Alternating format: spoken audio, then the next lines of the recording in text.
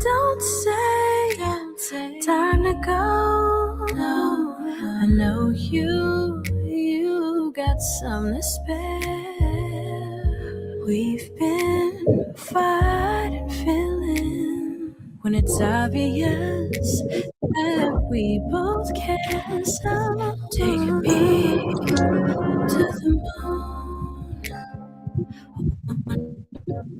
be with the stars. Send me into orbit.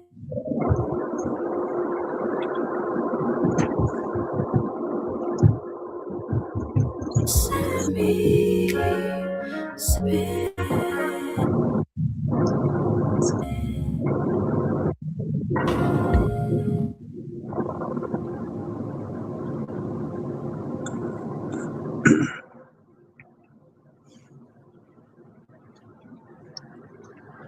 Hey y'all, hey y'all, hey y'all, hey.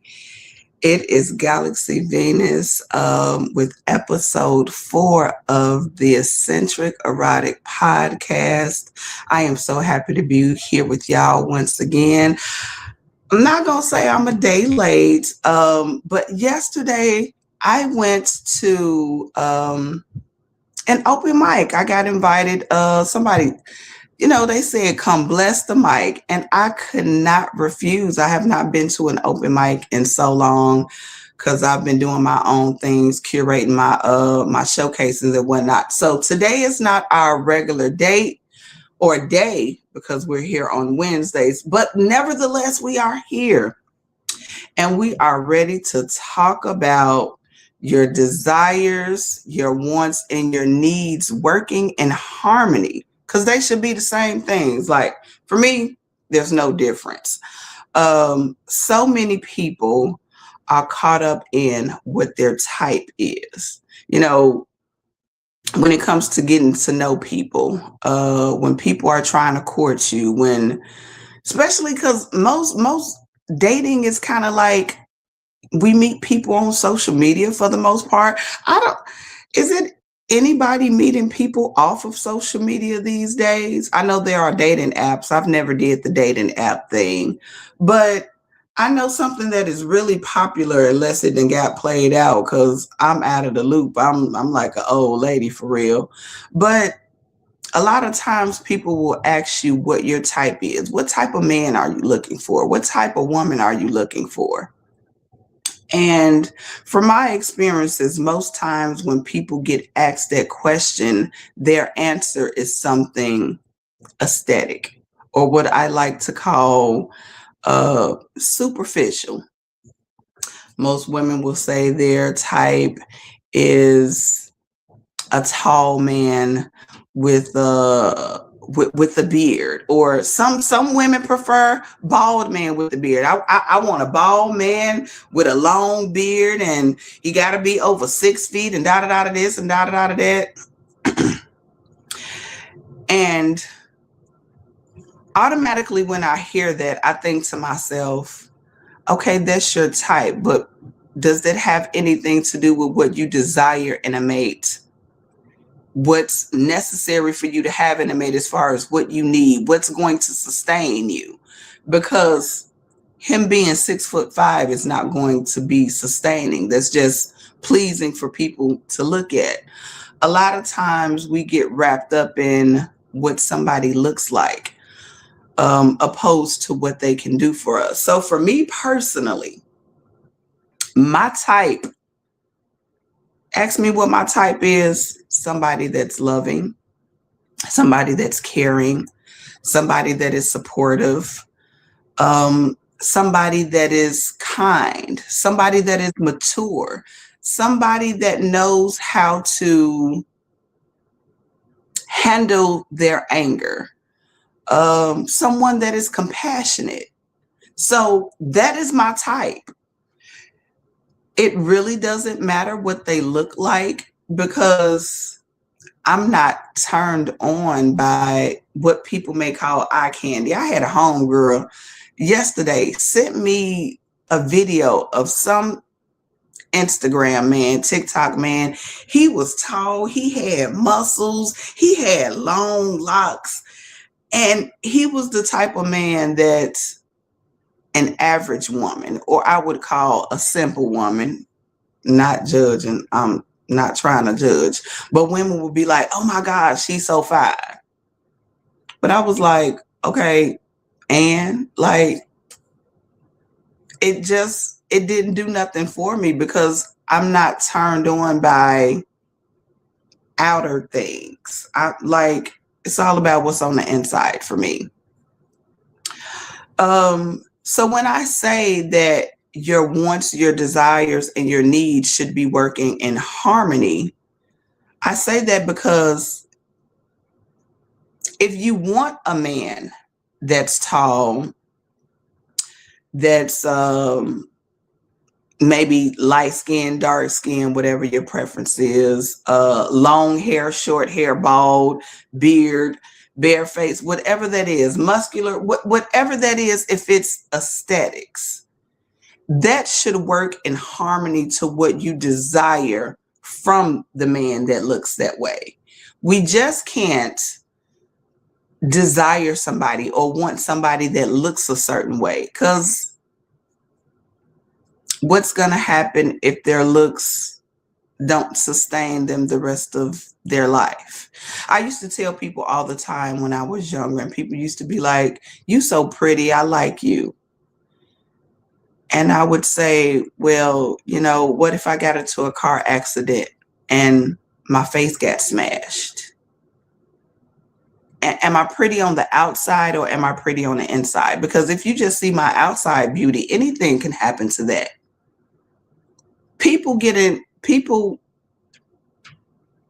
become victims of fires all the time.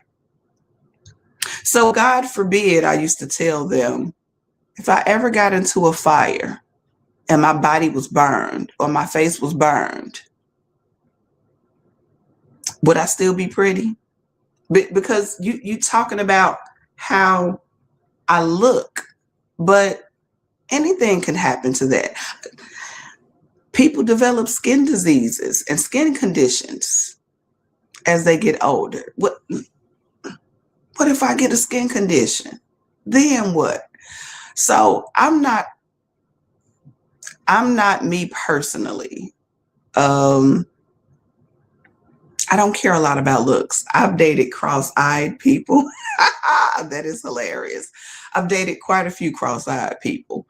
I was in a relationship with a person that had one eye and didn't wear a patch. He literally has one eye.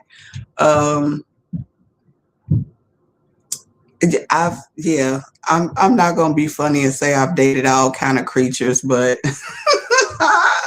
I've dated some very, very interesting people. But they had substance to them. The relationship was what it needed to be and taught me what I needed to learn and helped me to grow and elevate into the lovely woman that I am today. And I'm grateful for that. So for me, it's more about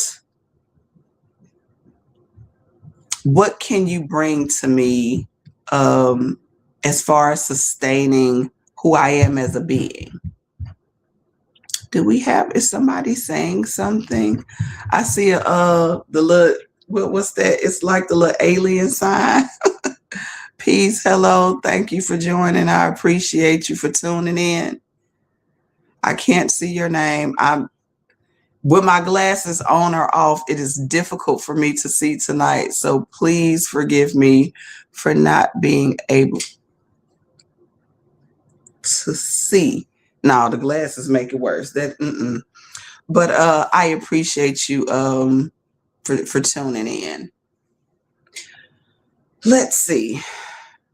Desires, wants, and needs working in harmony. A lot of time, we as people, when we are just focused on what we want as far as aesthetics, what's pleasing to us, what's going to make us feel good as a person, and amongst our peers, we don't really get what we need when we're focusing on those things. Um,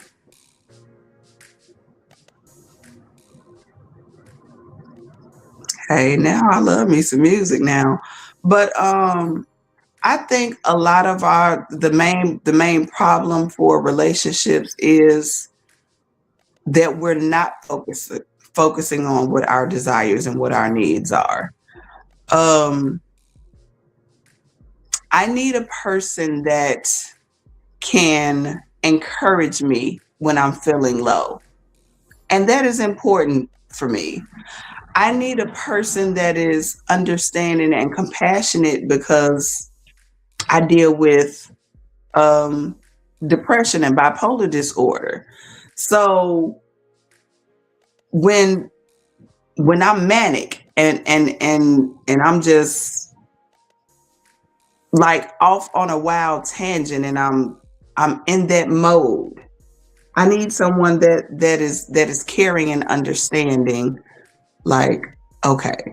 So when it comes to that, it don't matter if they're short or tall because being short or tall is not going to do anything for me when if I'm crying and I need to be consoled or something like that. I don't want to be repetitive. Um, I'm trying to get my thoughts together. The music that is playing in the background, um is that on purpose?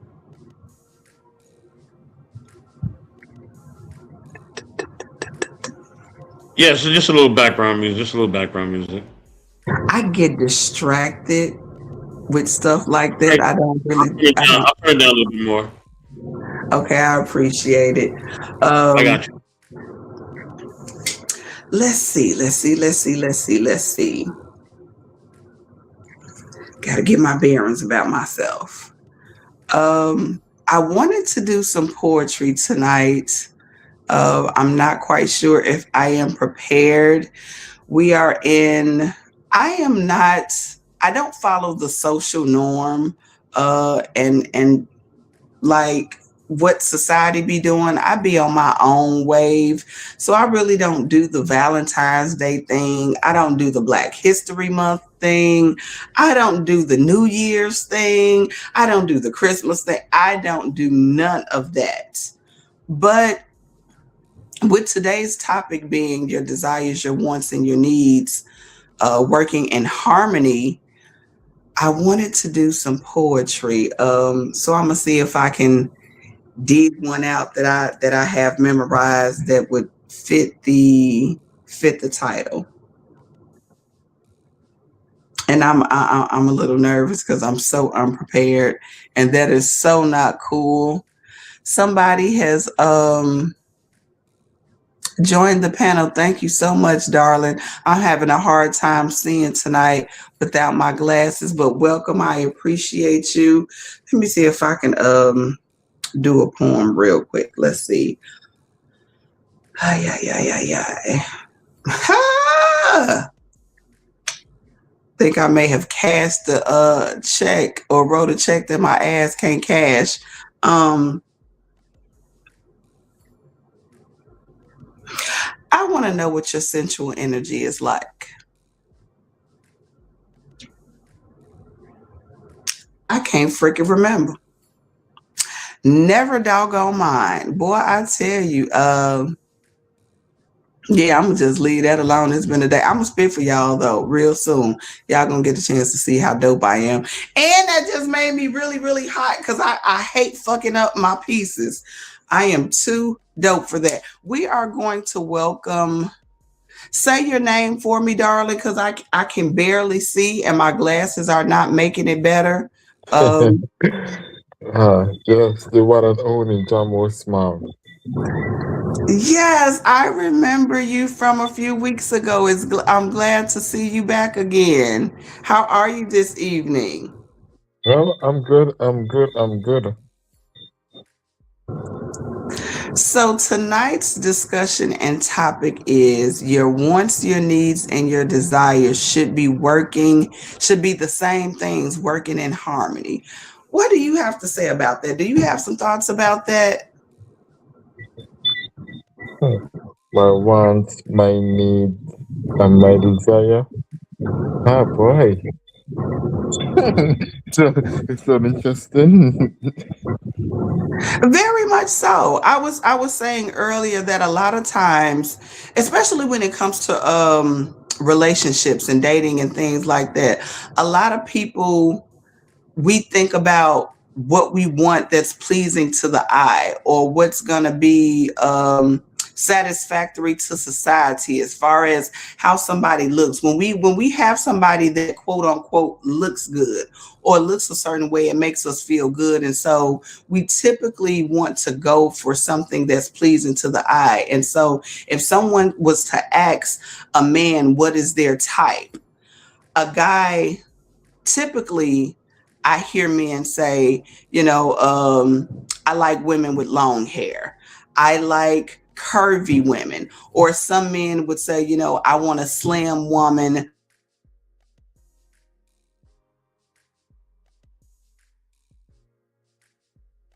Everybody have their preference, boy.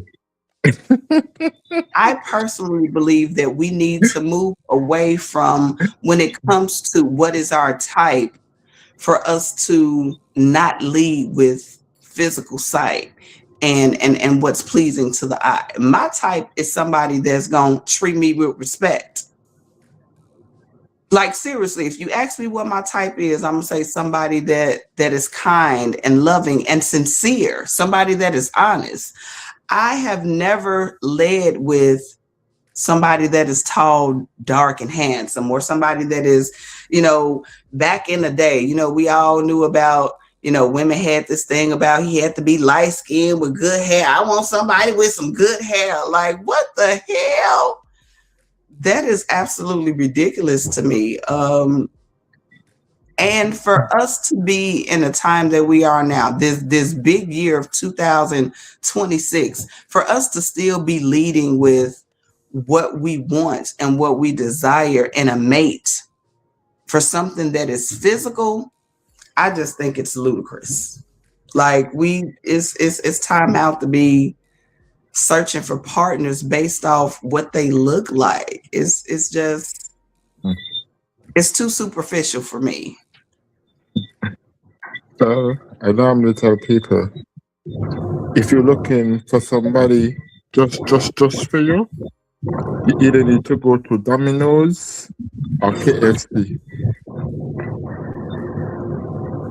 There's nobody perfect.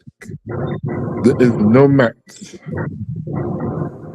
You see somebody, you're crazy enough to say, bye.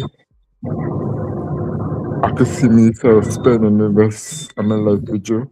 Or somebody say, you might be a little messed up in the head, but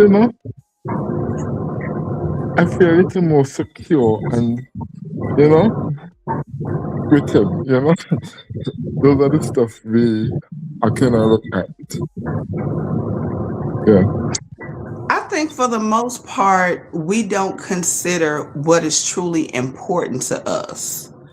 And I think maybe maturity, that has a lot to do with maturity and our life experiences.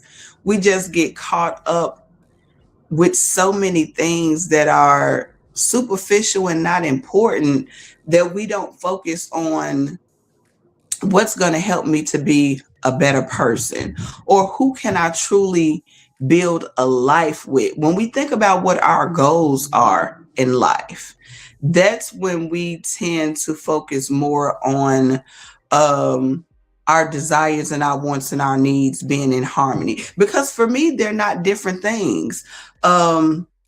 I was thinking about, somebody could say, well, for a man, I want a woman that has no children. I want a woman that um that is light skinned, has long hair, this, that, and the other. That's what I want. What I desire is for a woman to be able to cook. I hope she can cook because that's what I desire. But I need a woman to be caring or be submissive or be respectful. And so those are completely different things when they shouldn't be. Now, if you need a woman that is respectful, then that should be your desire. Because a respectful woman you can teach to cook. We can't do anything about our skin complexion, and we not what people call celebrities, the way they be taking melanin out their skin and whatever the heck they got going on. I'm not touching that right now, but we can always do something about our physical appearance, whether it be to gain weight or to lose weight. And so too many times we're just too hung up on how a person looks, other than what we need in life from a partner. And those things should always work in harmony. I'm going to always go, and I can't stress this enough, I'm going to always go with, how can I build a life with somebody? If I can't build a life with you, I don't care what you look like and how much you make, because you can look good to me, so to speak. Well, people look good to me when they have character. Your character is what makes you fine to me, what makes you handsome, what makes you sexy, not just muscles and nice skin complexion. I've never been a superficial person, and it's a little weird. I was saying earlier, my homegirl sent me this video and she was like, I just wanted to send you some eye candy. And I was like, but that's not eye candy to me. Like, I'm not caught up on that. So it did absolutely nothing for me. It's very simple-minded, in my opinion, and I'm not trying to judge people, but it's just simple to get so hung up in a person just by how they look. Like, I question a person's maturity and their depth as a being if that's the only thing you can get aroused by. Like, nah, that don't work for me. Yeah, see, we as modern day people, including me, we get caught up with the emotions. You see somebody like, ooh, damn boy, she looking fine. Our emotions, cloud our good judgment. You you have to find, certain times you have to find out on your own. Have conversations and, have go places together and try to figure out if this person here is, how can I say right? Because nobody is right, nobody is wrong. There's no right person for you, there's no wrong person for you. So you gotta just figure out, am I crazy enough to trust this person to spend the rest of my life with?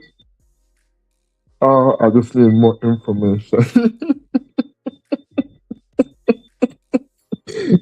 Have you ever asked someone what was their type?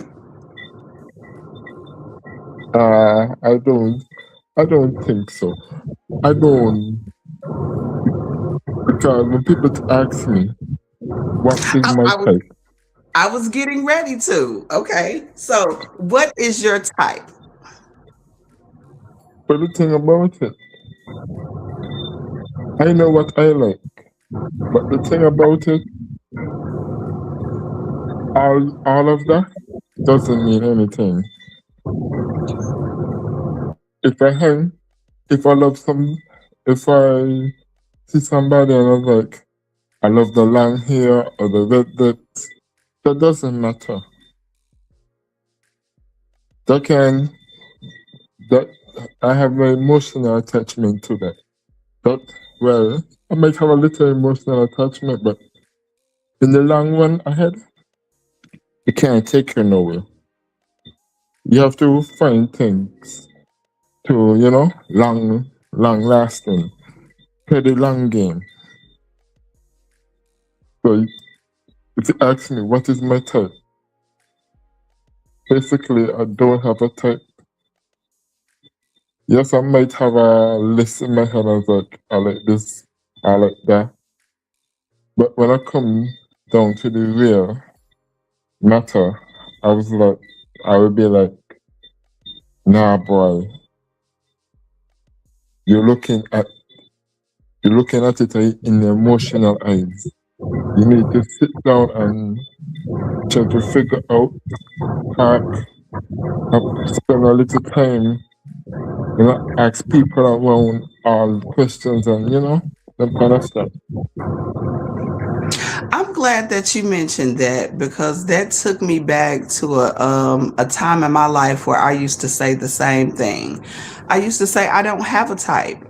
And I was saying that because I give people that I can actually, if I can hold a conversation with you, I'll give you a chance as far as getting to know you, to see what kind of substance and depth you have to you as a person or a being.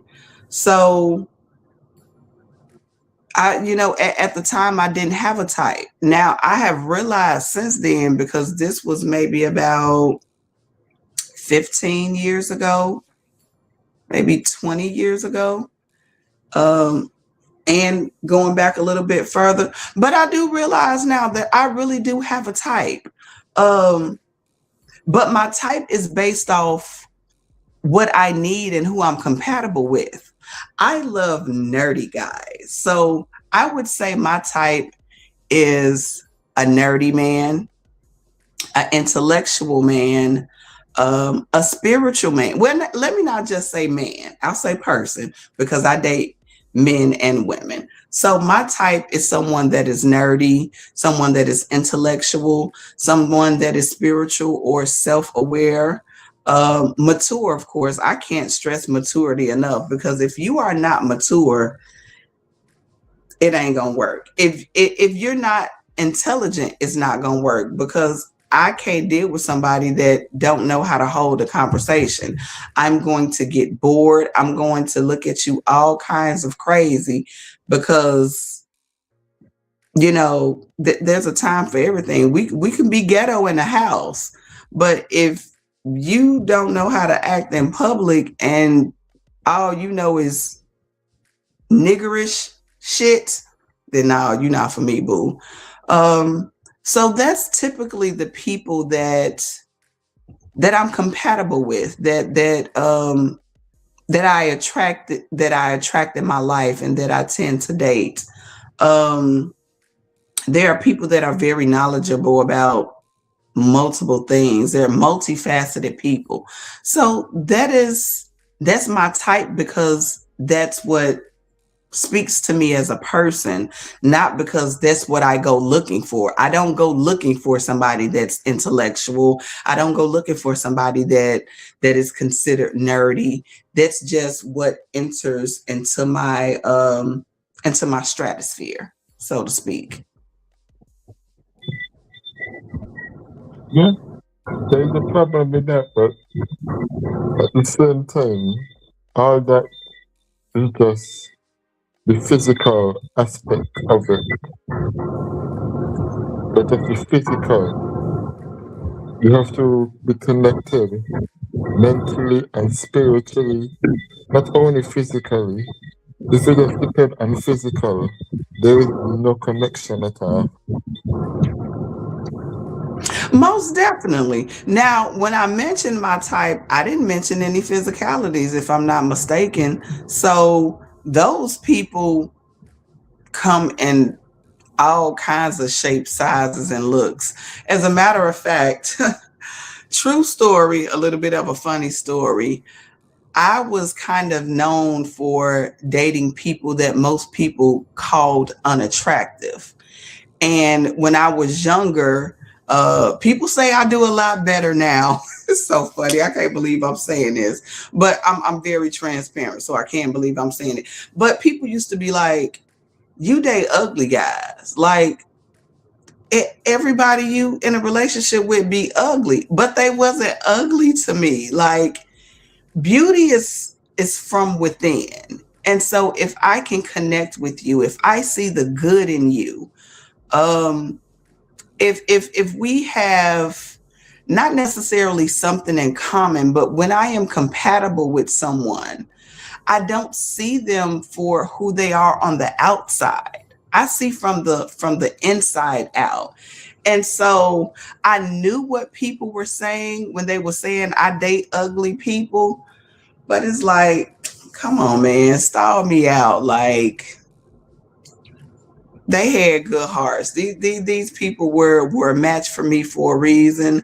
I chose them for a reason, and they was all right with me. I didn't care what people thought or how I was criticized and judged or even kind of laughed at. Like, damn, you can't find nobody better than that. At the same time, these people that they were calling ugly, I never once complained about how they were treating me in the relationship. I never once, talked about, they're cheating or they don't treat me with respect or or I've never been hit or physically abused in a relationship. But the same people that would laugh and snicker off to the side that my boyfriend was ugly, these folks was going through all kind of hell in their relationships. But it's like, okay, keep picking these fine Negroes that look good but ain't good for you. Like, knock it off. We as modern the people, and and me also, I fall for the trap too. We look at this physical things, the hip. Oh boy, I love her hips. But those things doesn't matter. If the person treating me right, have respect, that's all you need. And you need nothing else. You know what the issue is? People are really, really shallow, and they like to be entertained. Spirit just spoke to me and told me this. So thank you, Spirit. I appreciate that. We use relationships for entertainment and not for growth.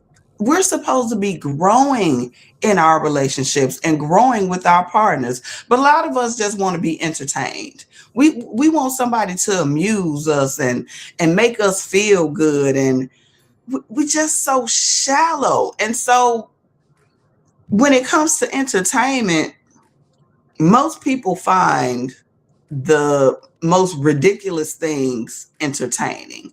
And that's why we're not having enough substance in our relationships. That's why we're unhappy. That's why we're complaining. That's why men got 1,000 things that are wrong with women that they don't like, and while women got 5,000 things that are wrong with men that they don't like, because we're in relationships for entertainment and we're not even realizing it. We just want somebody to make us feel good. And the moment we stop feeling good, we like, this ain't entertaining anymore. It's not fun. And you get a chance to see who this person really is. But when we choose someone that is in harmony, that's working with our desires and our needs being the same thing, then you're automatically entertained. The relationship is fun and it's happy, and you're finding things to do together because you're compatible and you're growing. Oh my gosh, I thank Spirit for revealing that to me. I agree. I 100% agree. We as modern day people, including me, we have relationship as entertainment. Some people have it like Pornhub.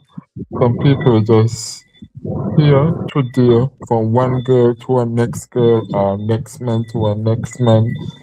This whole thing is a mess. Nobody have, yeah?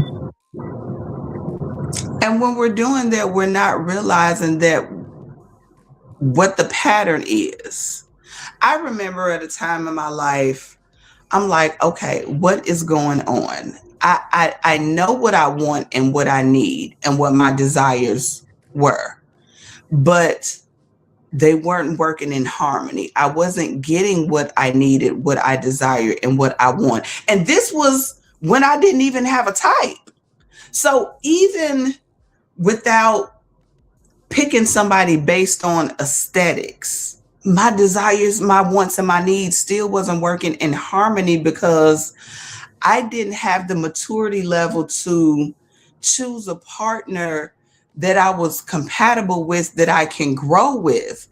I had so much learning and growing myself to do. I had to learn who I was before I could choose a partner that was suitable for me. And so that is important also. Because if we don't know who we are and what we truly, truly need and how we can be in a sustainable, healthy relationship, it's like you said, it's going to be one relationship after another, and it'll be failed, and we won't know what the heck happened. And it's like, well, I thought he was the one, and this was fine for the first month or for the first 3 months, and then I don't know what the hell happened. Well, I will tell you this. The person who go from relationship to relationship, well, he have a lot of experience, Mm.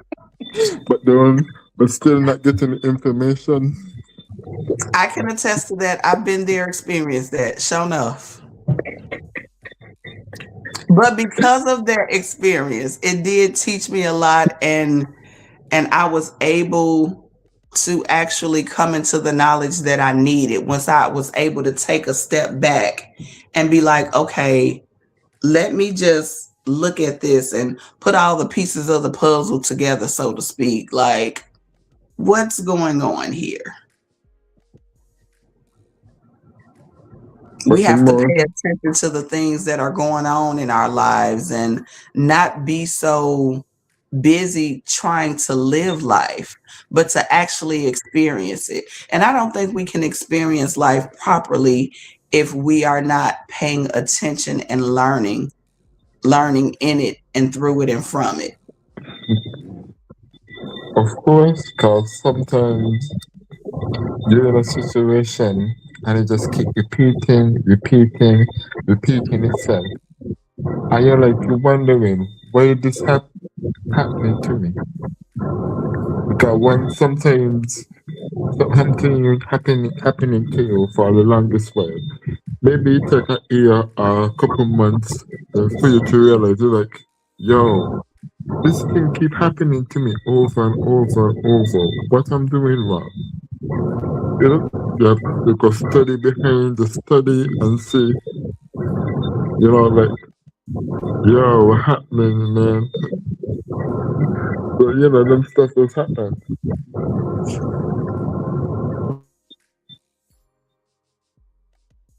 There was an old saying when I was religious and really just, I won't, well, I'll say for me personally, I was caught up and wrapped up in religion, but there was a saying that was going around in the church: you got to get sick and tired of being sick and tired. And so when I think about certain things that are happening in our lives and we like, okay, where this keeps happening over and over and it's repetitive and you don't like it, you have to really, really get tired of the same old, for real, for real. I tell people all the time, we are kidding ourselves if we say, I'm ready for a good man, for a woman. I'm ready to have a good man in my life. You cannot say you're ready to have a good man in your life if you have not taken the time out to dissect why you haven't had one thus far, up until whatever period in your life you're at. If you have not taken the time out to be like, okay, why haven't I had a good man to the point where I have to say I'm ready for a good man? But everybody that you date, you complain about, oh, he's this, he's that, he ain't this, and he ain't that. You're lying to yourself. You're not ready for a good man. Because when you're truly ready for a good man, you're going to do something about it. You're going to make some changes. You're going to make sure that you are implementing everything that you need to implement in your life to make room for that good man to enter your life. No difference with a guy. I'm just ready for a good woman. I'm tired of these women. I'm tired of these gold diggers. Oh, let me talk about that one right there. Men that say I'm tired of women that just want me for my money. Are you really, sir? How are you attracting these women, sir? Because if you are not doing anything differently to not attract these women, you ain't tired yet. Because you haven't figured out what may be necessary to not attract a woman like that. Are you getting gold diggers because you're looking for the woman with the big boobs and the big hips and the fat ass? Is she the gold digging woman? I don't know. I'm just saying. But the point I'm making is we have to dissect our lives. We have to go within ourselves and look at the picture of, okay, I chose them because of that. I stayed with them because of this. Maybe I shouldn't have done that. And just begin to do things differently. You know, it kind of remind me of a piece of a poem that I wrote. I want to go with the first line. I could feel it in my soul, the connection of another being. Such beauty I behold. It feels that my heart is in prison, trapped by another being. I like that. The thing about it, right? As long as you're not connected to somebody spiritually, your being, or whatever call it, your soul, your spirit, whatever people just call it, as long as you're not connected to each other, it wouldn't last. Well, when I think about that, I think about, how do we connect with people? Do most people even know how to connect? I think a lot of us still are afraid of connection, truly, because we've been hurt. And so we're shielded, and we think the shield is a protection. But the same way we shield ourselves from letting people in or putting something out, nothing can come in either. So that shield works both ways. It can block your blessing. It can stop you from connecting and truly receiving what it is what you need in life. Yeah. And, we as modern day people, including me, we get stuck in this technology thing, and we see we follow celebrities. Yes, a lot of people follow celebrities. We just throw away the old, I won't say old, but normal things that make things work, like cooking together. She may start the pot, put on the fire, you can put up the onions, and she do something, she cut the garlic, do things together before what, and stuff like that. The traditional things, you like we throw them out of the door. The more you spend time together, you know, the more the tighter the connection is.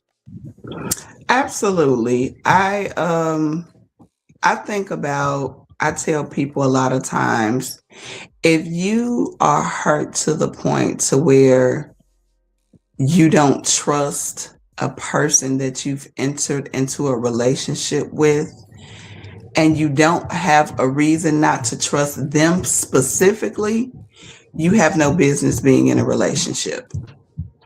It is unfair to enter into a union, and just because every relationship you've had prior to that, the person was deceitful in some kind of way. If you have not recovered from that to where you are willing to open up your heart to say, regardless of what I've been through in those past 5 relationships, that has nothing to do with you specifically. If I am not ready, if someone is not ready to open up their heart in that way, they should not, they're not fit to be in a relationship, because you're going to always hold that person captive to what other people have done. Now, they could be guilty of the same thing, they may not be. However, it's still unfair if they have not given you any just cause to find them untrustworthy, for you to just enter into a relationship and be like, I don't trust nobody, I never give my heart fully to somebody again. Well, what the hell you in a relationship for? Just mess around safely, of course. And I said it and I meant it. Mess around with people. Don't enter into a committed relationship knowing you got trust issues. That is so unfair to the person you are entering into a relationship with. If you feel like a person has to prove themselves before you completely give your heart, don't be in a relationship. Just mess around, have fun, do what you do, and go on about your merry way, because you setting yourself up for failure. Yeah, and the most important thing that hold on, I'm losing my thoughts here, boy. Ah, boy, hard work. I'm working all using my brain. Um, Give me a minute. Let me catch my thought. Oh, it happens. I completely understand. I had a moment earlier where I lost my train of thought also. And I was gonna do a poem, and I was like, nope, I ain't gonna be able to do it. Never mind. I'm glad I don't get easily embarrassed, because that would have been embarrassing as hell.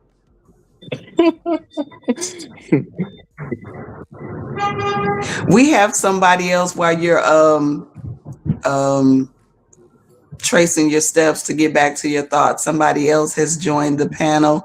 Thank you so much. I'm having a hard time seeing because my eyesight is acting crazy this evening. But welcome, beloved. How are you? Thank you for joining. We are talking about your type, your desires, and your needs being the same thing, working in harmony with one another. Do you have any thoughts to share about that, darling?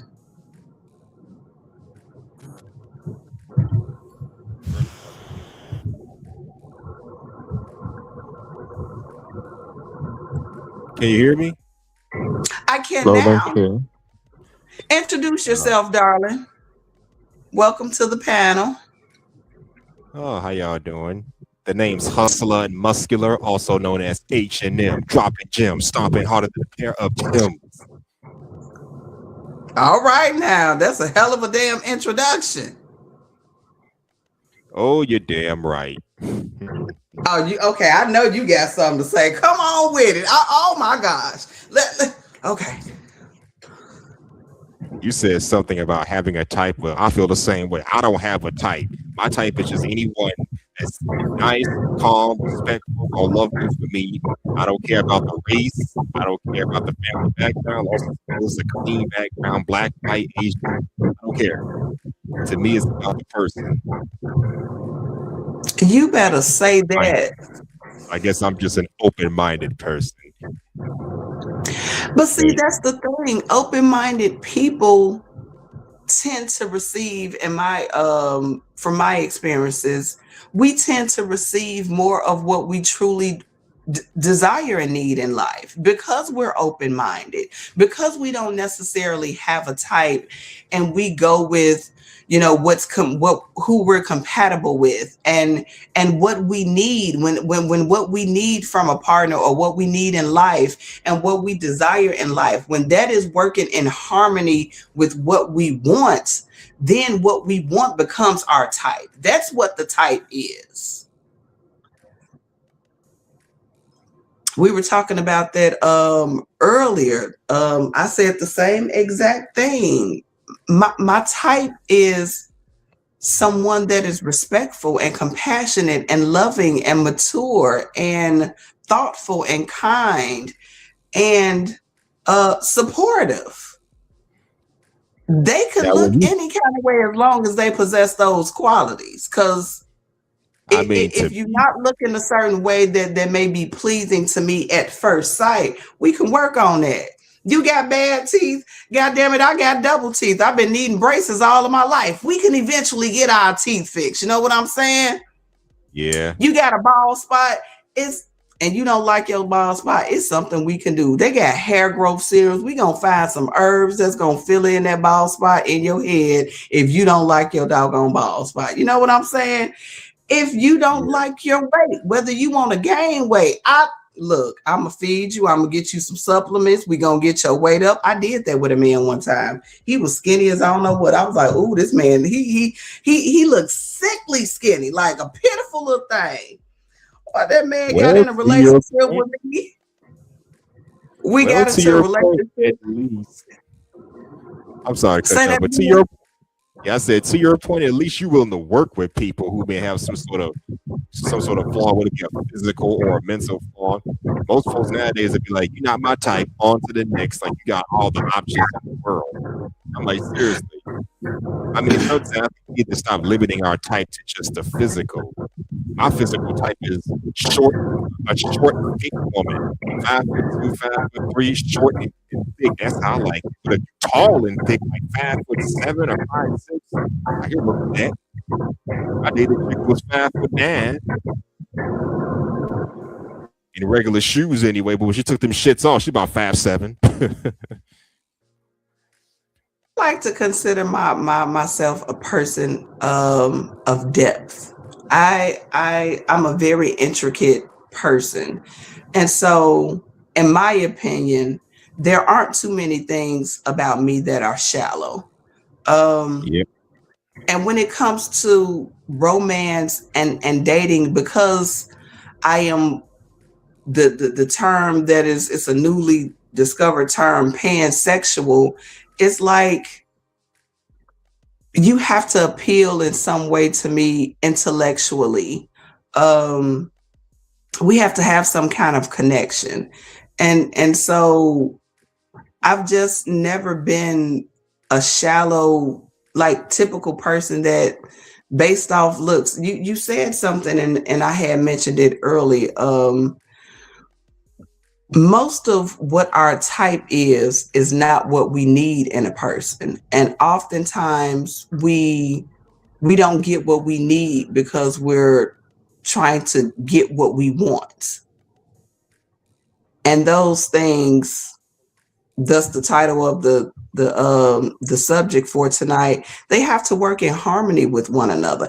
I can find what I want in what I need, but a lot of times you can't find what you need in what you want, and that's the problem with a lot of people. They go for their wants opposed to their needs, and they're not working in harmony with one another. They're not the same thing. They are separating those things.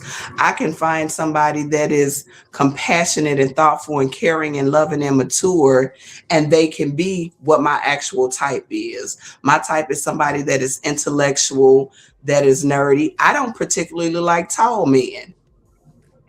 I'm only 5 What? foot. You don't I like do not tall like men? tall. I don't like tall men. it don't do nothing for me. I'd rather not have a tall man. Give me somebody that is no taller than 5'7" and I'm good. 6 feet and over is like you too tall for me. I don't want it.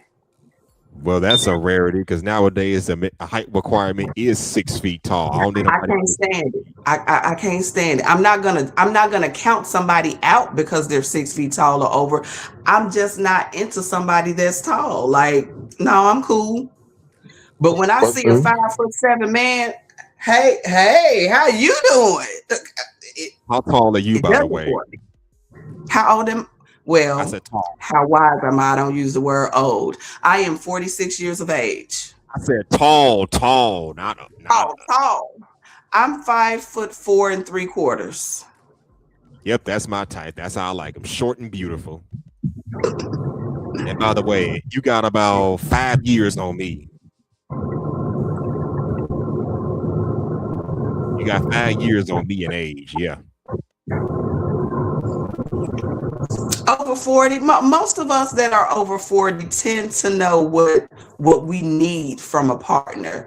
That's if we have taken the time out to pay attention to the things that didn't work. We were saying earlier that to do the same things and want different results is like we got to pay attention to what hasn't been working. I used to be a serial dater. And it got to a point to where I'm like, okay, I'm not getting what I need. What is the problem? A lot of times, we as people say, I'm tired of dating this kind of man. I'm tired of this and da this and da that. Where if you tired of it, what are you going to do about it? What are you going to do about it? We have to take the time to dissect why these relationships are not working, why we're not being fulfilled in our relationships. And once I did that, I started having more meaningful connections, and it's been a beautiful thing. I'm loving the journey and the ride.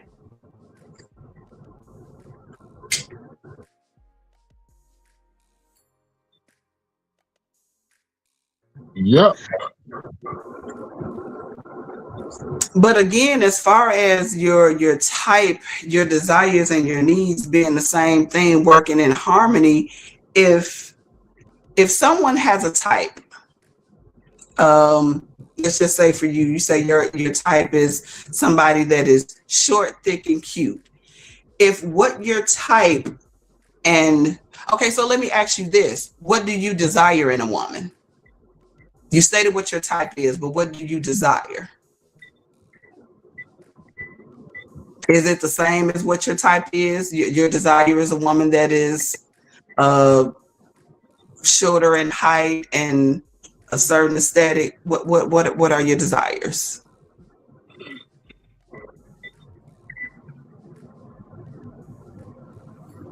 Are you still there? I stepped away, but I'm still here. What's going on? I heard what you said. Yeah, I was paying attention in and out. Okay, so I was getting ready to bring together how our thoughts, our desires, and our needs should be the same thing, working in harmony.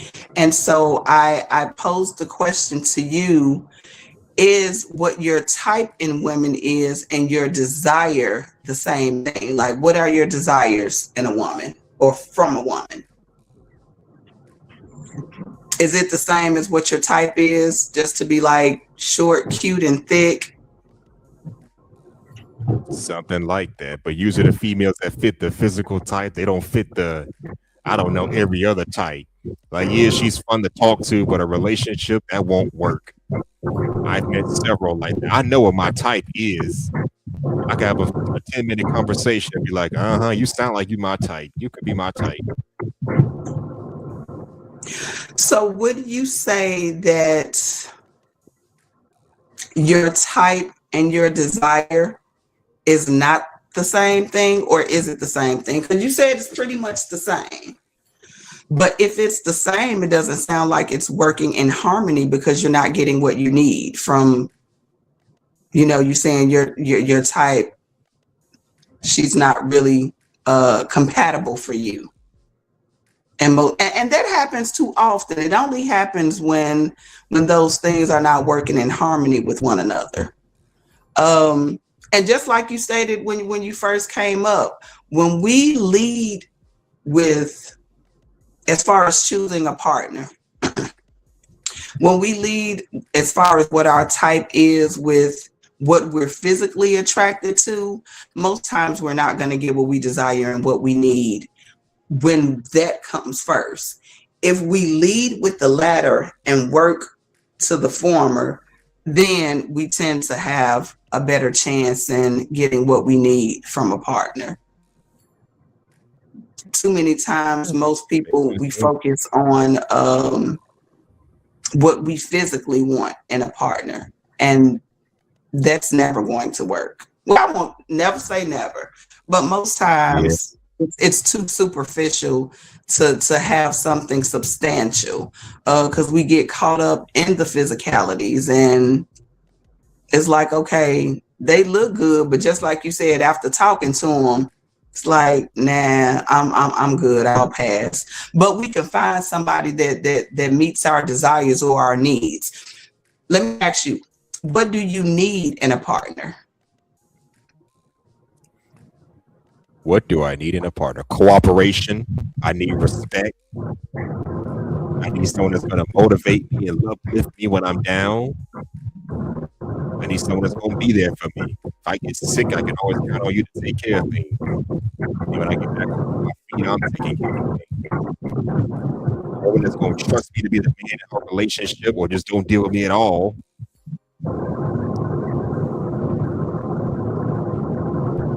A good woman like that. Have you ever had that so far in life, in a woman and a partner? Yeah, I did. Why was the "yeah, I did" like that? What's that tone? Talk to me. It's just someone I dated in college, but it only lasted for 2 years. College was quite a while ago. Yeah. So let me ask you this. Two separate questions.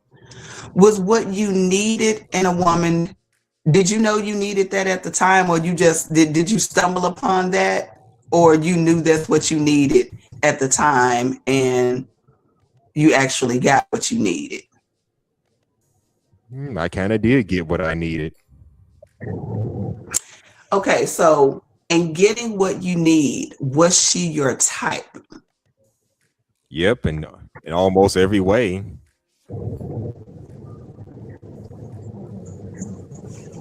Cool shit. Okay, so my other question is, I asked that question because at that time in your life, what your type and your desires and your needs, they were the same thing working in harmony. And that's why you were able to get what you needed, in my opinion. Yep. But here's I'm something I wondering. noticed. Go ahead. Excuse me. Sorry to cut you off, but here's something I've noticed. Sometimes what you may desire is not the same thing that you deserve. There are some people who say they desire a good man, they desire a good woman, but do you deserve a good man or a good woman? And you honestly, I mean, anybody can say what they want, but not everyone deserves this. Well, if we don't do the inner work to get what we desire, it's not going to happen anyway. I was just stating before you came up that we be kidding ourselves saying we want a good man, or when a man says I want a good woman, or I want a woman that don't just want me for my money, but every woman that you get, she always asking you to buy her something. My response was, when we truly don't want that anymore, when we are truly tired of it, we go within ourselves to find out what is it about us that keeps choosing partners that have that characteristic. So we could say all day long we want a good man, but we lying if we don't do what it takes, what's necessary to attract and choose a good man. So whether we deserve one or not, it ain't gonna happen if we don't do the work. That's true too, but you got to keep in mind also, it's a lot of mofos in this world that don't know what the hell they want. Women and men alike. We've talked And a about work, that in a few other episodes on the podcast. Like that's a big one right there. But I you do can have a do the question inner for work. you I I want to mean, get to.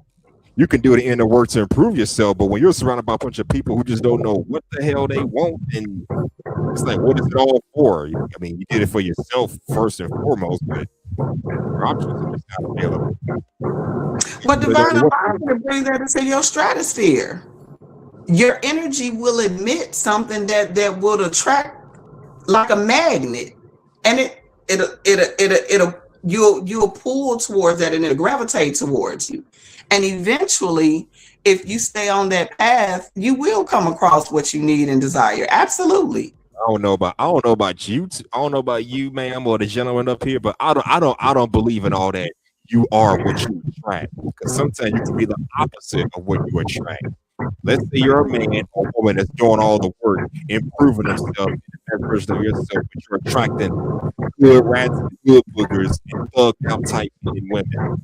So you're a good man, but you're attracting the wrong kind of people for some reason, or you're just drawn to the wrong kind of people. You could be a man that's going down the right path, doing right by the Almighty High, got your life in order, but yet Pokisha with ski is finds you more attractive than Jessica over here who has no kids. You're getting more attention from the hood boogers than you are the the non-hood boogers or the righteous people. I've experienced that many times. I get more attention from women I have no business taking seriously, but they're good for a good time. I know exactly what you mean. I want to say Listen, thank you for. when he talks, you got to mute your mic because there's a little echo. Okay, thank you. I On my appreciate that. on my side, No, on mine. He's saying when you talk, I need to mute my mic because there's an echo on my side when you're speaking.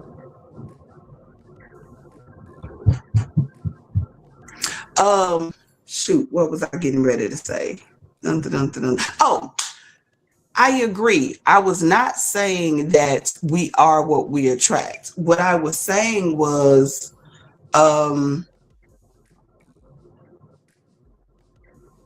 what was I saying? Hold on. Let me get my thoughts together.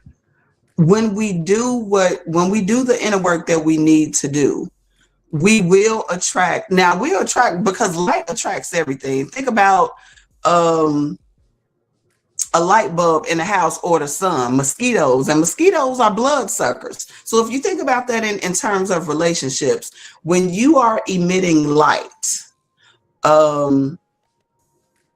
then there are things that may try to attach itself to you. But just like mosquitoes or any kind of bugs, there is bug repellents. There is something you can do to repel those pests to where, even though they're attracted to you, they don't have to feed off you. You don't have to entertain that. In the same way, when you are doing the work that you need, not only will, what's the word you use? You didn't say booger sugar. What the heck did you say? I'm trying to think of the word, but you will attract. I truly believe that what you desire and what you need will eventually enter into your stratosphere. But you have to have the wisdom and the discernment to be like, to know that, okay, this person is worthy, or this person I'm compatible with. And everybody that is attracted to us, we don't have to entertain. That just real talk. I get a lot of people that try to get next to me. I am an erotic adult spoken word entertainer. I put on showcases. I be half naked. I be talking all kind of sexy, crazy, kinky things. My showcases are almost like swinger shows. Like it goes down in my shows. what? And so because of what I do professionally, there are people that they really do be trying me. And I'm like, pay attention not just to what I post as far as my shows, but You got to know how to read the room. I'm going to always greet somebody with a beloved or a darling or a sweetheart. Most easy women, in my opinion, don't really speak like that. Maybe that's just me, because all I hang around and be around is mature women.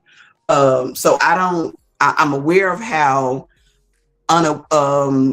unaware people and immature women are, or easy women, how they behave, but that's not in my circle.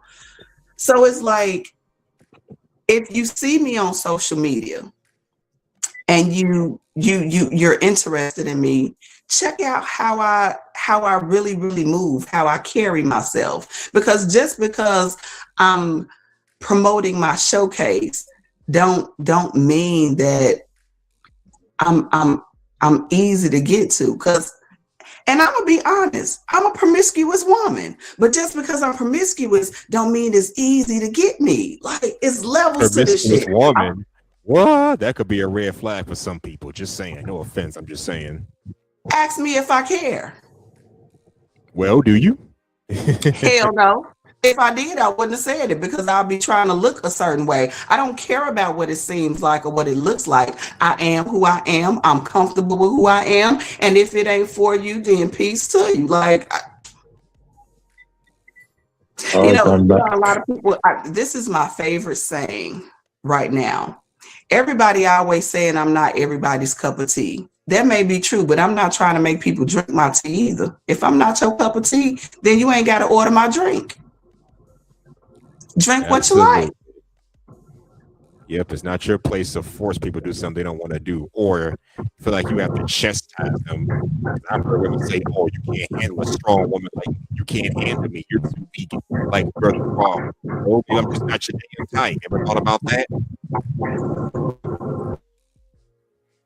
And you said something about who we entertain. I can attest to that, because over 20 years of my young life, yes, I've entertained women that I knew would never make a good wife for me, but that's what it was, fun. They weren't bad people in the sense of taken from you. Well, I had a few that did that, but they weren't the worst people in the world, but they did not scream future wife in my eye. They just weren't my type, wifey type. They were my type in other areas, physically, sexually, maybe mentally. So yes, I've entertained my fair share of women like that, but didn't turn to anything serious.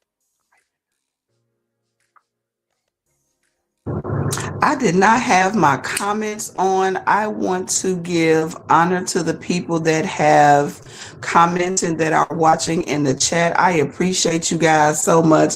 I am new to StreamYard and YouTube and things like that, so I had to turn on the show the comments on the stage so I could see people that are commenting. So let me go through some of these comments so I can make sure that I am properly acknowledging you guys, because I appreciate you guys so much. Lighthouse 301 is saying hello. I love that alien thing. I don't know how to hear. I don't know how to do that, but I appreciate you. Hello. Let's see who else is in the chat. Braxton has Snake Eyes 24. They sent some emoji eyes, and he listened. I guess I don't know what you heard, but I'm glad you're here to hear it. Welcome. Let's see who else is in here. The real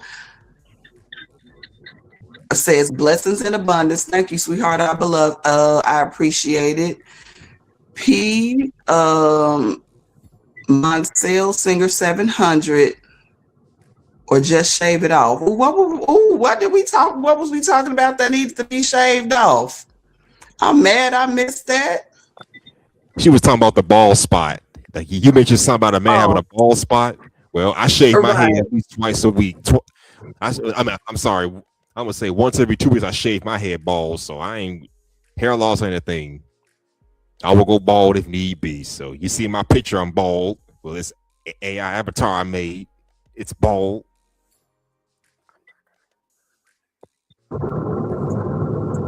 Yeah, cool. Well, thank you all for being okay. There's so many more comments. I'm so sorry I missed y'all comments. Please forgive me. I was not ignoring you guys. I didn't have the comments that were showing, so I didn't know you guys were saying something. And my eyesight is like really, really blurry tonight. And I'm not sure what's up with that. But welcome. Thank you all so much for enjoying me. I want to ask the people that are in the chat, what are your experiences with asking people what their type is? Like, have y'all had the same experiences we've had with people leading with a physical attraction is what their type is? And have you had experiences, even in your own personal experiences, like when you think about your type, if you just think about what you're physically attracted to, how often do you get what you need from what your type is? The real SCE says most people don't. They sure don't. They don't have a freaking clue. And even if they know what their type is, they don't know what they need from a partner because they so busy concentrating on what their type is. As I said earlier, all that is just the physical on the pavement, skin to skin. All that is not important. What is important is the person, not the physical, is the person.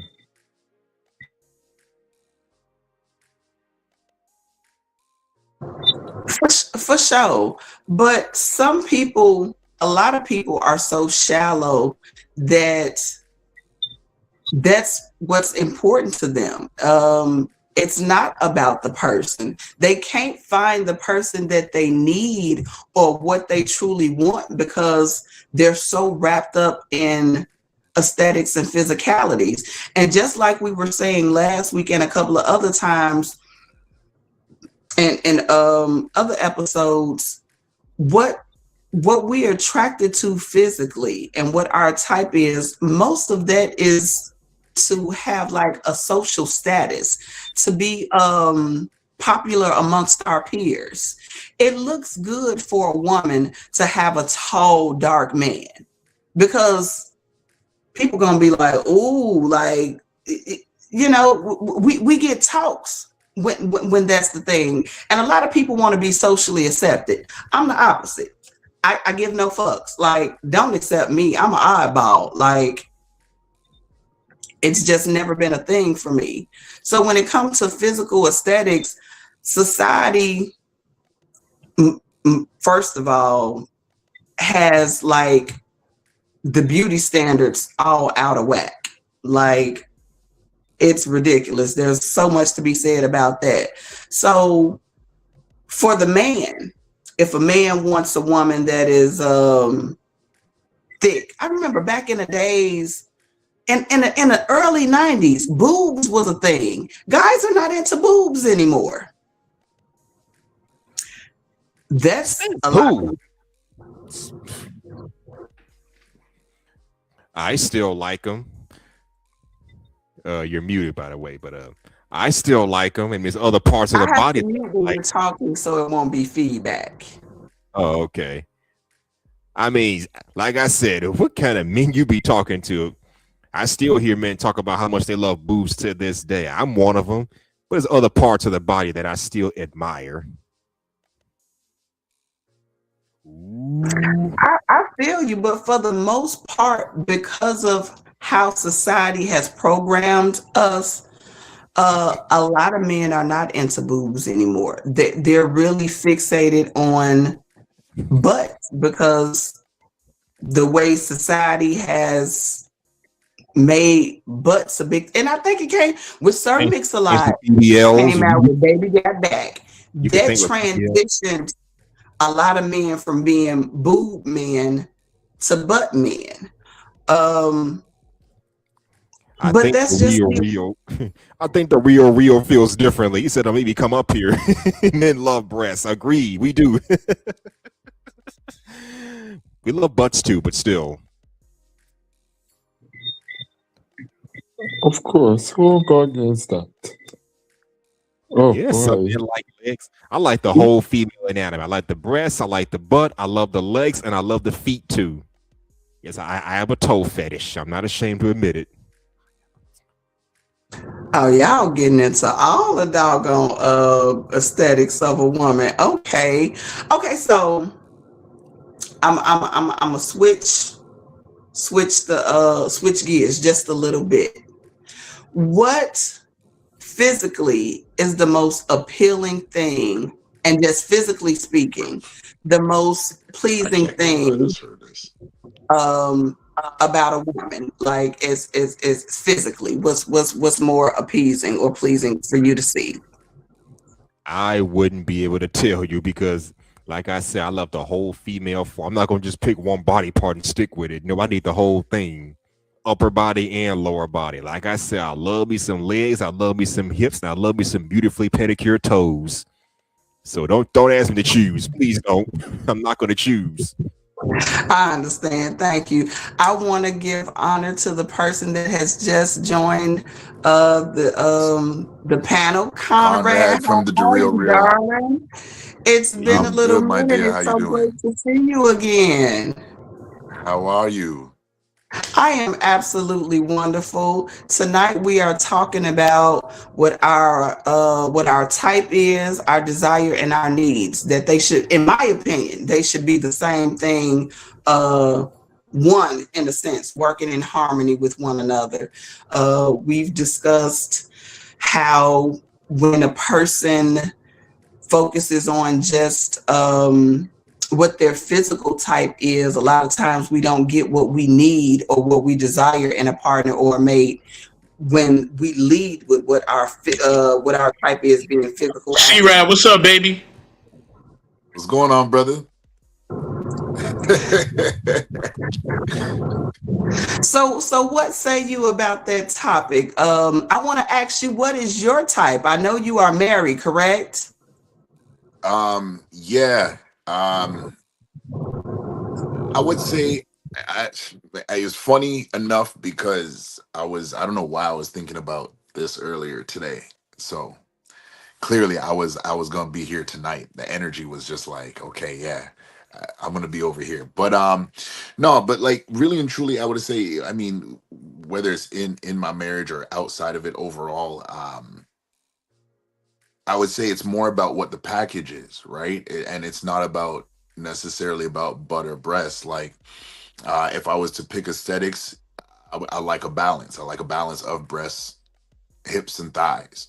I agree with my brother because there's something about a woman who has French manicure pedicure toes that sets. It's almost like if you were to say sets the table right, it helps to set the table right. Her nails and that aesthetic, so it helps to set the table right. And I'm an '84 baby, so like we don't like whatever this generation is on. I'm sorry to say it, but like we don't play about a woman in that regards, right? Like I think a hustler, you know, let me know. Hopefully, I'm not out here by myself.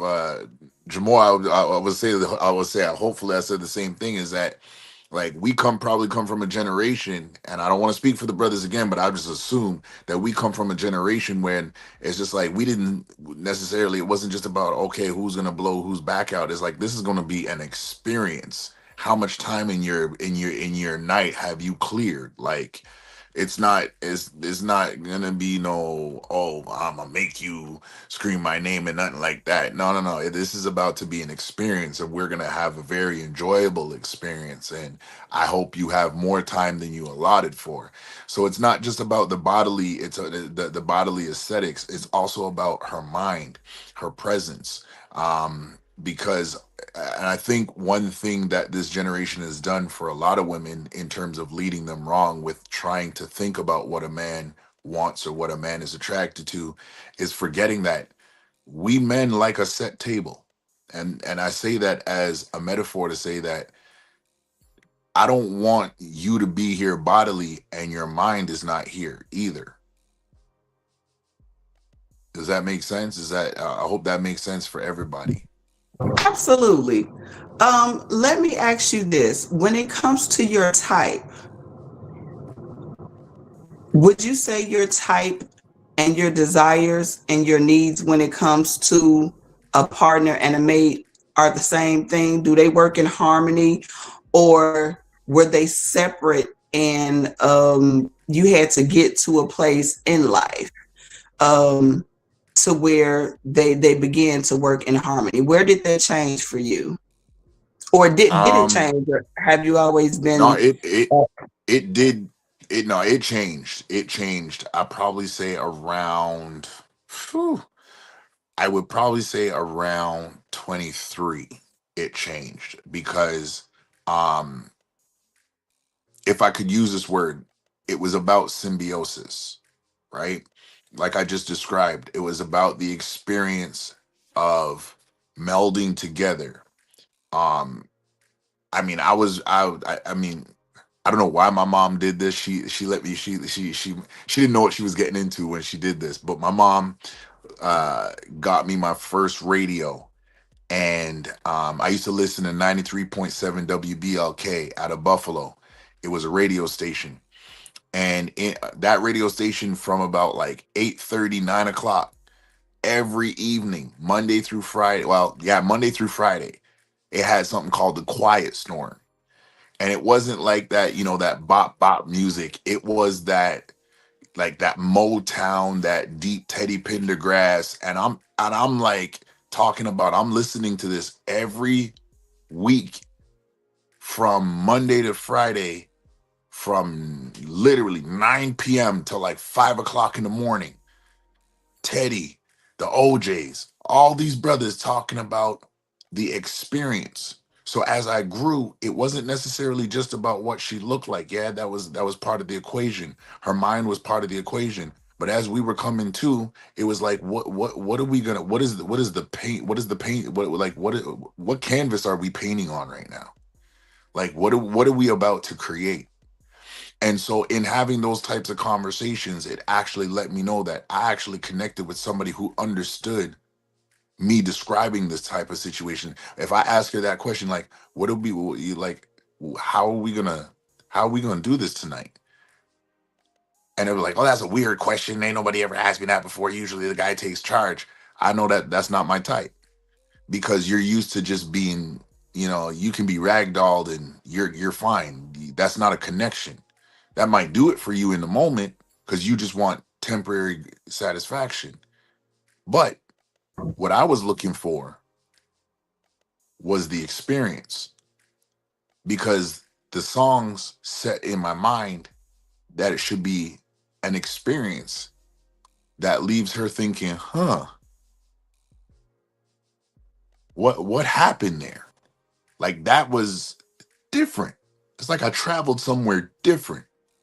So my from my experience, especially being that way from when I was young, hearing these songs, kind of taking them in, by the time I got to my 20s, I knew that I was looking for a meeting of the both. And it had some really great experiences, really and truly. I probably say hands down, though, if I'm being honest, I only met one woman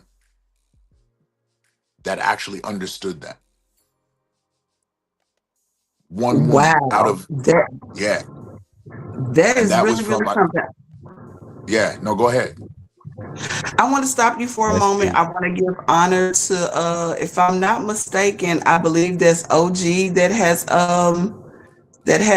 joined the panel. I told you I can't see. I'm so sorry. So I'm not sure, but thank you for being up here. It's so good to see you again, darling.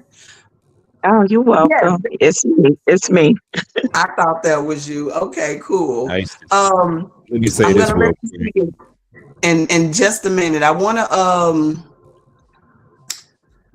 to expound on something Conrad just said. It's really interesting that you had that experience in your younger 20s and as a teenager. And I think that's the difference in between R&B lovers and people that listen to, I'm not going to say just rap music, but I'm going to say different kinds of music, because when it comes to rap, when it comes to country music and reggae, they have a certain frequency that is usually more loving and more gentle, romantic, that sets an energy for love and love making that is really soft and sweet. So it's interesting that you had that experience, especially with the kind of music that you were listening to, and putting that into what your type and what your needs and your desires were, working in harmony. That is very rare. Most men, young, especially young men, don't really operate in that fashion. So kudos to you for that. I want to hear from Miss OG Patrice, because if I'm not mistaken, you popped up early, and I guess you had to go for a while, but I'm glad you're back, darling. Talk to us. What's Thank on your mind? thank you Yeah. very much. Yeah, it was just I just thought I'd give it a little bit more female energy and balance up here with the three Love you, men that's on OG. the.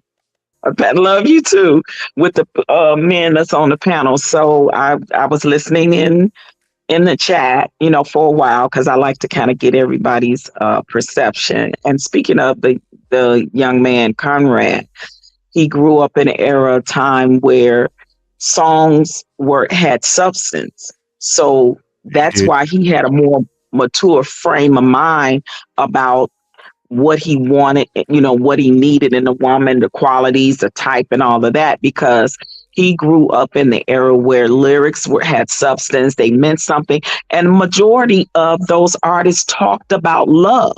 These songs don't talk about love anymore. You know what I mean? They They really talk don't. about this. Yeah, they talk about disrespecting each other and in a sexual way. It's in a negative connotation. So it's not actually about love. It's just saying I just want to hit it and quit it or whatever. You know what I mean? And that's on both sides. So I think that, and I raised my son the same way. He grew up on the old school music, and they are just a different breed of how they have experienced being in relationships and marriages, if that makes sense. It does. But I do have a question. Now, you talked about hip hop songs were different. I agree. And to Conrad's point, yes, we are from the same generation. I'm also born in 1984. So yeah, we are both millennials. Shout out to the millennials and the Hmm. Gen that ran so we could walk. Yep. That's I come what's from up. that generation. Exactly. Yeah, back when music had substance. Now this begs the question. You talk about nowadays, rapper talks about nothing but having sex, hitting and quitting it. Well, don't you think that the rap we grew up with started this whole stuff? For example, NWA, Too Short, Dr. Dre, Snoop Doggy Dogg, Easy E. Didn't they start this shit back in the 80s and 90s? So It now, later shifted absolutely in the 90s, but I grew up in the era of when you had a rapper that even talked about love. Could nobody do it better than LL when he came out with I Need Love? Every woman fell in love with LL and LL, been in love with him ever since that song. yep, So LL. when you have a rapper talking, you don't have rappers talking about love anymore. I mean, to Not be even fair, rappers. LL Cool J was not so much a gangster rapper. Man, this was the 80s and 90s. Back then, you had to be no gangster from the streets just to sell records. LL Cool J, MC Hammer, Will Smith, aka the Fresh Prince. They weren't gangster Hmm. rappers, all around good They men who rap weren't. in the streets, life that they grew up Absolutely. in. So you didn't have And Well, to they be well, no. had let me great let me success say when this, guys. gangster rap Rap. changed the narrative. Yeah, Yeah, I was just getting ready to say that. So the thing is, rapping and hip hop was totally different. It didn't become until gangster rap until certain folks realized how they could exploit us and all of that. We're not gonna get into that. I want to ask Miss OG Patrice, um, what is your type? Do you have a type? As I gotten older, my way of what a type was when I was younger ain't the same anymore. And I think if you are older and mature, I think it changes for men and women, right? Like I used to have all the check boxes. Yep, he got to be 6 feet and taller. Check. He got to, be this. Check. He got to be that.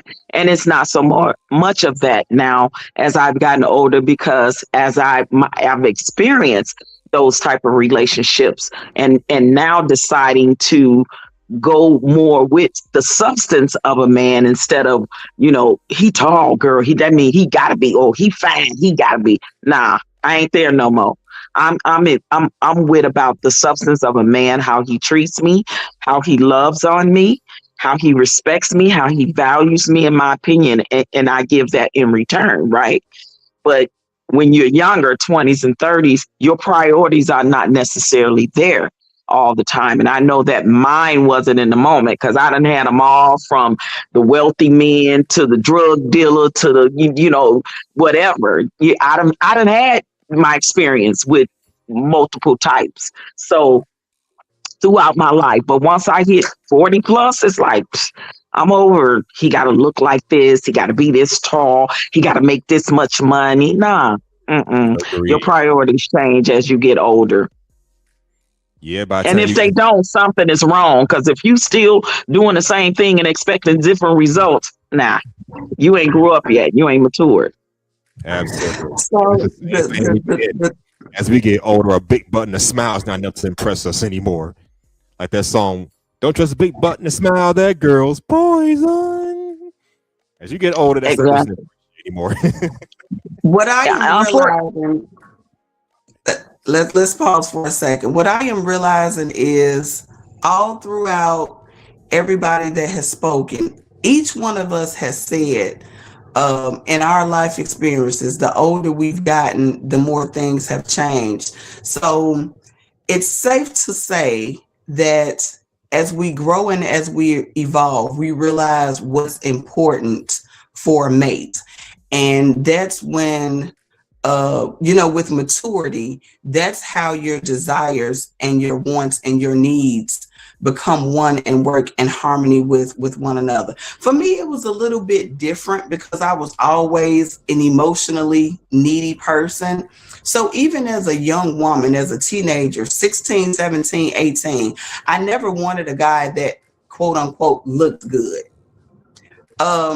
I needed somebody that I could talk to.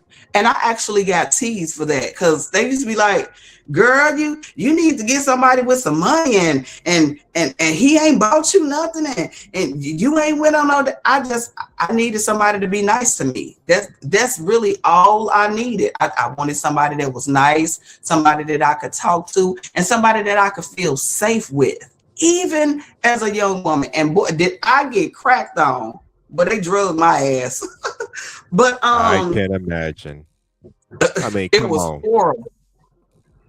Yeah, And gold not digger only that, culture. but I was saying earlier how I chose people that wasn't necessarily pleasing to the eye for other people. Like, I was known for dating ugly boys. Like, yeah, she date ugly boys, but they had. I look at the person from the inside out. I've never been a superficial being. It just it wasn't a thing for me. I've always needed substance. And so, in one way or another, I've always gotten what I need from a relationship. But the older and the more mature I got, the more I got what I needed, and the more substance, as far as healthy relationships. Because I was getting what I needed, but it wasn't always healthy and things like that. Um, I don't want to stay on too much longer because we've pretty much said everything. Well, let me add this in here real quick about the hip hop stuff.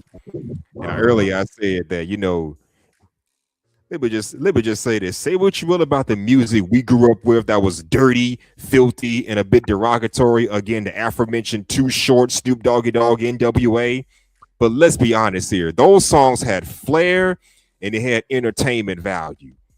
I mean, come on, who wasn't in middle school dancing to Crucial Conflict when they first came out in '96? Seriously, who wasn't dancing to P Diddy? Well, before we know what we know now about the man, back when they was in middle school and high school. Come on now, Puffy, Mace, the Law. Who wasn't dancing to that stuff? Yes, it was dirty hip hop with cursing, but it had flair. And who wasn't gushing over Lil Kim, who started this whole sexualization of hip hop back in the mid-90s? Come on now. We started Yeah, this that's But, shit. but that's the thing we spoke about earlier. I said that a lot of times we use relationships as entertainment and we don't know that we need substance and how to get what we need. And so when we just looking at a relationship for entertainment, then of course it's going to be something that's physically pleasing to us and makes us feel good. But exactly how long can you be entertained? A song don't last no more than 5 minutes unless you got an extended version. Like That's true. the Secret Garden and Moments of Love and probably what's that other song?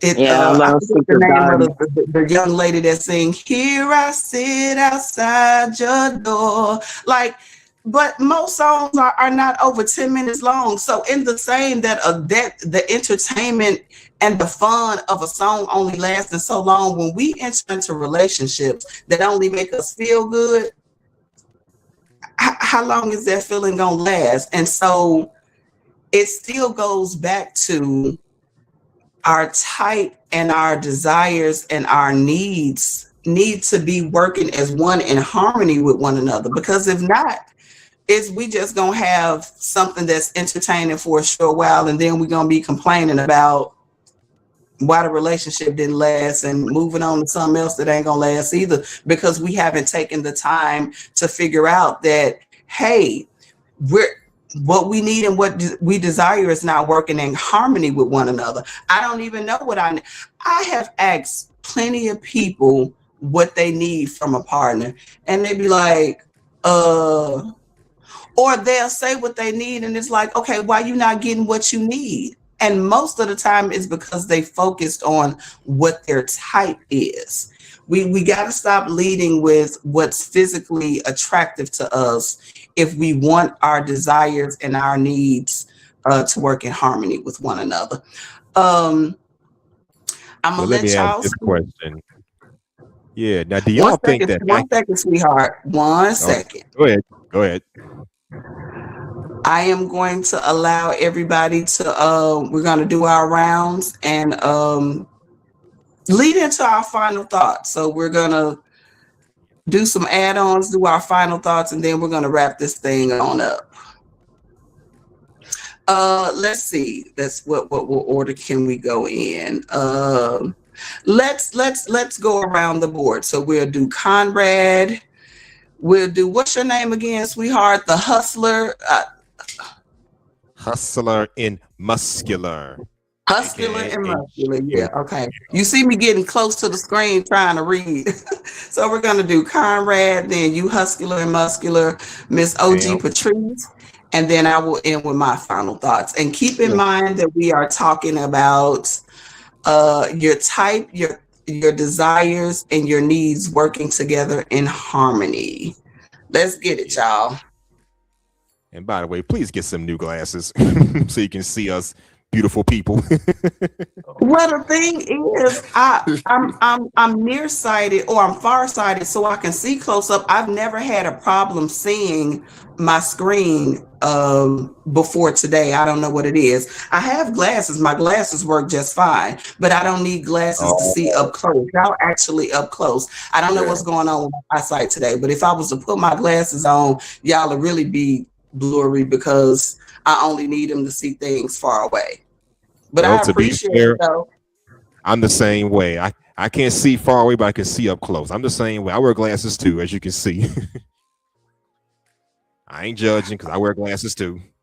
I got contact lenses in, so hey, we all glassing it up in some way or another. I'll probably say my final thoughts are just as we talk about type, desire, needs, and I would say especially for us brothers, um, we've got to.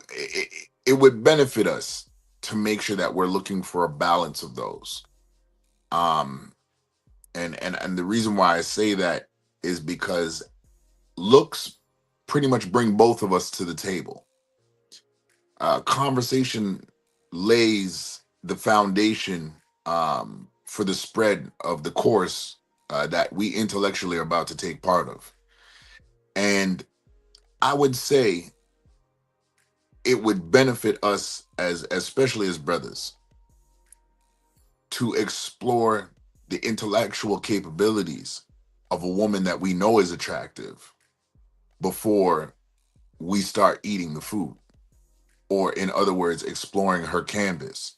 And the reason why I say that is because oftentimes after you have explored, you find out that the intellectual capabilities of the individual will not take you into the areas that you need, right?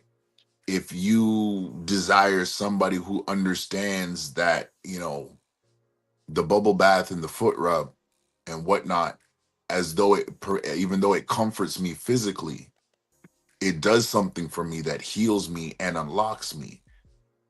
If me and you can talk about that, then we've already connected, because then there's a level of understanding. And so what we do is we don't continue to talk to each other. We talk with each other. And so as we explore that, brothers, I would say it'll help us to weed out maybe what is our, as we say, our type physically, or what attracts us physically, but is not our type emotionally, sensually, and mentally. For the sisters, I would say in turn, some of those things that I've mentioned are the same thing. You need a conversation that can take you to a place that will say, okay, after we've talked about it, can we paint the canvas? That canvas is not just, we're not talking about necessarily just sex. That canvas is now life, because most women, in my opinion, they've come to this table, no matter how high it is, no matter how wide it is, and they want to know if there's life there. And so your conversation is a little bit different, because you need to know if life is there, and if life can be sustained long term. And the level of the conversation that's going to be had, and this generation has done a really great job of removing that depth of conversation. But brothers, it's on us to bring it back, and by way of that, we will all get to a better place of finding within what is our type physically, if mentally, emotionally, and sensually, are you my type? And I think those are the areas that we miss on, and that's where I'll land with that. Thank you, my brother. I appreciate your wisdom so much. Um, Huscular, muscular, let's get it. Yeah, I just want to say I kind of agree with the man with the gentleman above me, because you could say I had that problem when I was in my teens and 20s. Yes, I'll chase females who are my type physically, sexually, maybe in respectfully towards each other, but I knew as a wife we would not work out. Because have y'all ever met people, and anybody can answer this question, but have y'all ever met someone of the opposite sex that y'all get along with, you're attracted to each other, you like you may even smashed every now and then, but you know deep down in your heart and soul, if this person was your boyfriend or girlfriend or whatever, it will fall apart completely. So you got to keep them people in their lanes.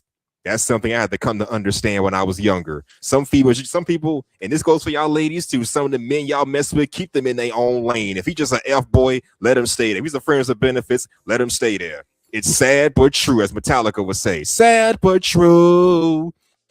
Same thing with men. If she's an F girl or a friends of benefits, keep her in that lane. Because when y'all get into a relationship, you're going to find out some things about this person you never knew were true or probably didn't like. I got a homeboy that learned that the hard way himself, tried to turn her friends of benefits into a girlfriend. It didn't end well. It wasn't the worst thing he's ever experienced, but it didn't end well for him. She didn't like his habits. He didn't like her habits. So, yeah, it is what it is. You got to learn how to stay in your lane and keep the people you deal with in their lane. I learned that in my teens and 20s. So, yeah, because I had the abundance mindset where I like OG Patrice, but guess what? You're the only female I'm talking to. And I know you got a roster too. That's the mindset I moved with, and I continue to move with that. It worked for me for the most part. Does that mean smash everybody? No. Don't do that. Please don't do that. No. Respect yourself, have enough dignity not to have enough dignity to control your PP or your for JJ. And I land with that. Thanks for having me. Deuce.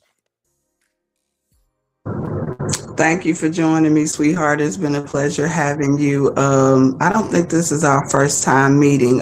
It's just been a while. I appreciate you. There's so much to be said there, but we're going to keep it moving. Oh, gee, Patrice, let me hear your thoughts, darling. Oh, yeah. Both of those gentlemen had some excellent points, and I would agree with both of their sentiments. And I think that even as they get older and even more mature, it's going to continuously shift. I think when I look now at what social media, what reality TV have brought in into the minds of the younger generation, just seeing that even when you watch these reality TV shows and these people are getting married, it ain't even working for them. And it's very bad.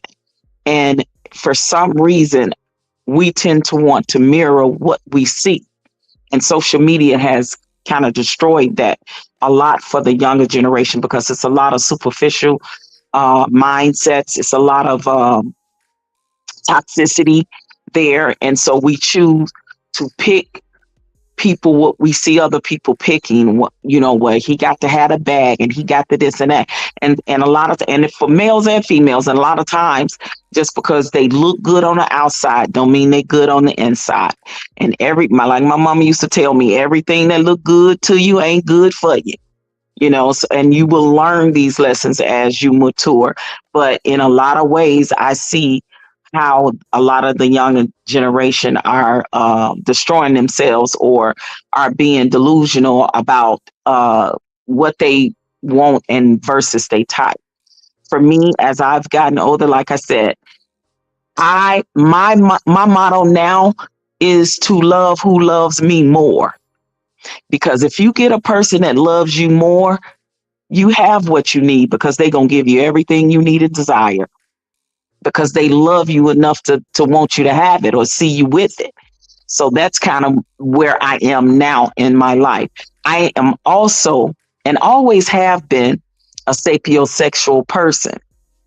Even when I was younger, I was always attracted to someone that was intelligent. That's what a sapiosexual person is. You're drawn and you're attracted to an intellectual person, a very smart, intelligent person that can hold an intellectual, stimulating conversation. That's always been me. So I always low key dated the guys that they called the nerds or whatever in high school, or the geeks. I did it low key because I was very popular in school and I didn't want everybody else to know I was dating that type of guy. So I would front with another type of, but now it's like you get older, I don't care. So I would tell people you really got to be true to yourself.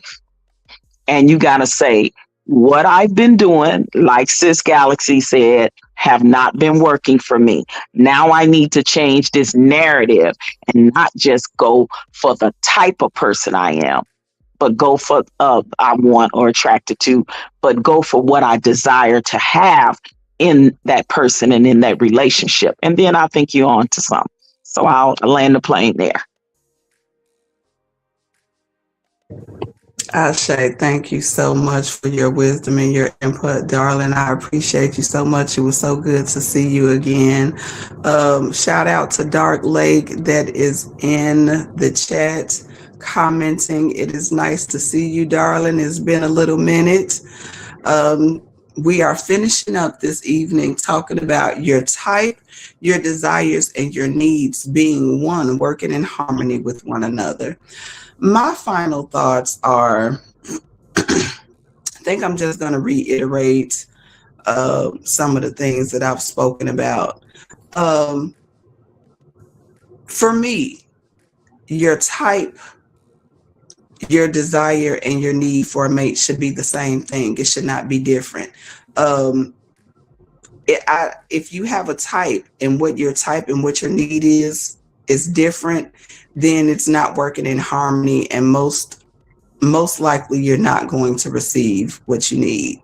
So with that being said, let your type, your desire, and your need be the same thing working in harmony so that you can have a prosperous, beautiful, healthy relationship that flourishes, that you grow and you can receive everything that you need.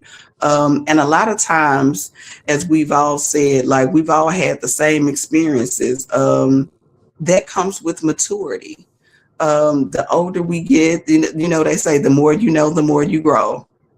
And that is absolutely true. So it's okay if you don't have it together right now. As long as we are working towards being the best us and having the best possible fruitful life, then it's all good. But love yourself, one another, pick healthy partners, make wise decisions. Don't be shallow and narrow minded, because look, you're not going to get what you need and what you desire if you are just thinking about physical attributes and what you are attracted to.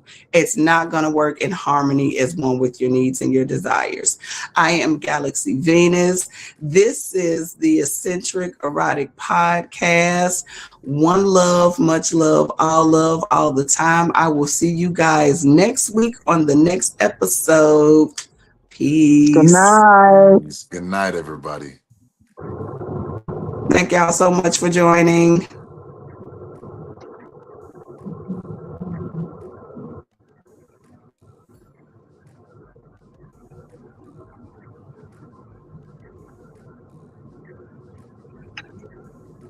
Decide what you want, and then I will make it real indeed. Don't say time to go. No, I know you got some to spare. We've been fighting feelings.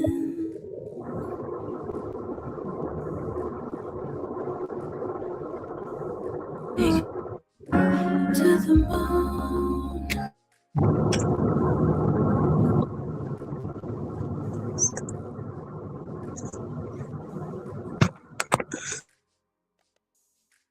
Into orbit. Oh, send me into orbit. You're